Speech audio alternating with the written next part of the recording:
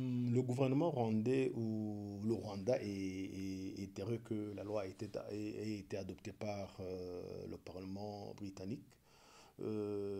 Cependant, cela ne change rien à ce que le Rwanda a toujours dit, à ce que le gouvernement rwandais a toujours dit.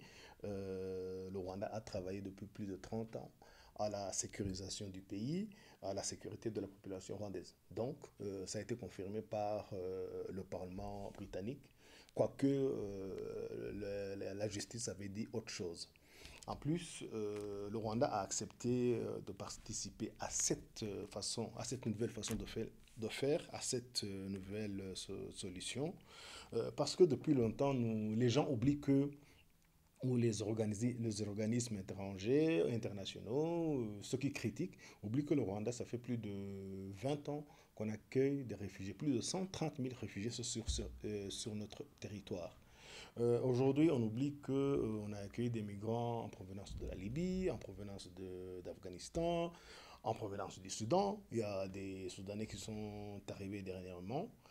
Tout cela, quand ils sont arrivés, ça n'a pas posé de problème.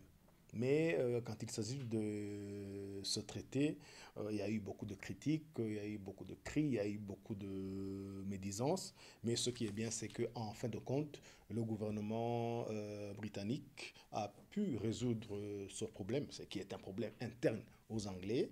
Maintenant, le Rwanda est heureux de pouvoir accueillir ces migrants et de pouvoir mettre en place une nouvelle solution, une nouvelle façon de faire, d'essayer cette nouvelle façon de faire pour essayer de voir si ce problème sera un jour résolu.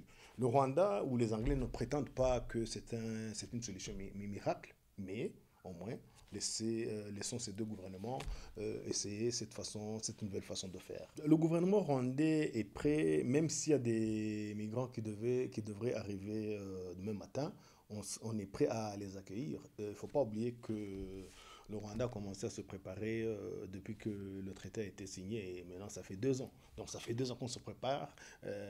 C'est pas demain ou après-demain si les migrants devraient arriver qu'on ne serait pas prêt. Le Rwanda est prêt à les accueillir. Les endroits où ils vont être accueillis provisoirement sont prêts.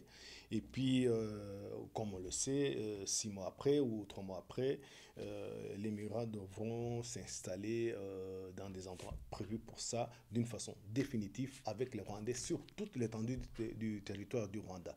Donc tout ça a été mis en place depuis maintenant 2 ans et le Rwanda est prêt. Non, je ne pense pas qu'aujourd'hui on puisse parler du nombre ou des chiffres des migrants qui vont arriver ici. On le saura quand ils seront prêts à être envoyés et il n'y aura pas de surprise parce que peu importe le chiffre, les deux gouvernements vont d'abord en parler. Donc il n'y aura pas de surprise, mais aujourd'hui je ne sais pas te dire si c'est 300 ou 500 000 personnes qui vont arriver.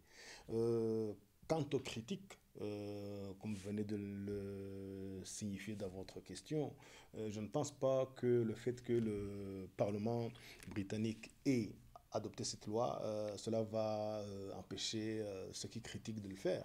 J'ai même écouté le journal depuis ce matin, et ça a encore augmenté. Mais je pense que tous ceux qui critiquent n'ont pas le monopole de solutions à apporter à ce problème et surtout ils n'ont jamais proposé autre chose à part les critiques depuis maintenant 2 ans. Ils auraient dû profiter de cette fenêtre qui leur a été offerte pour pouvoir proposer des solutions. Pas plus tard ce matin, il y a eu des migrants qui sont morts en mer Méditerranée.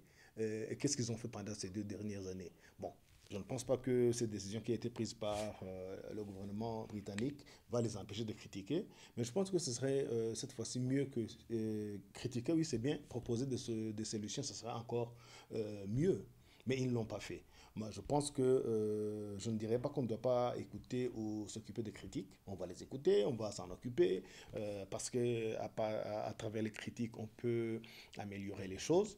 Mais de notre côté, ça ne va pas empêcher la mise en application cette fois-ci de ce traité et de voir si ça va résoudre ce problème. Le Rwanda et les Britanniques ne prétendent pas qu'ils ont trouvé une solution miracle, mais au moins laissons ces deux gouvernements essayer cette solution.